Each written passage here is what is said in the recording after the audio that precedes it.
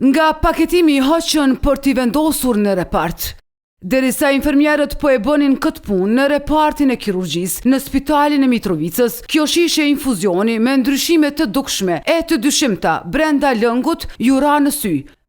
Pamjet e secilës u siguruan nga burimet e Klan Kosovës, derisa bën të ditur se për këtë situatë menjëherë u informua farmacisja përgjegjëse e Barnatorës. Televizioni mëson se produkti në fjalë është prodhim indian, ku për herë të parë me këtë lloj infuzioni, si në ACL, ashtu edhe Renger, gati para 2 vjetësh ka filluar të furnizohet qendra klinike universitare dhe spitalet e përgjithshme.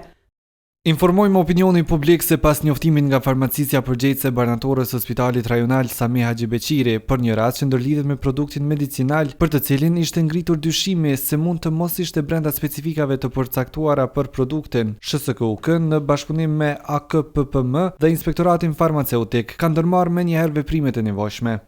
Të mërkurën Inspektorati Farmaceutik ka kryer inspektimin në Barnatore dhe është verifikuar gjendja e raportuar për produktin në fjalë.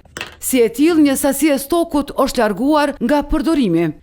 Përmes proces verbalit, Inspektorati Farmaceutik ka urdhëruar bllokimin e 1432 njësive të produktit medicinal deri në përfundimin e analizave laboratorike dhe procedurave përkatëse vlerësuese.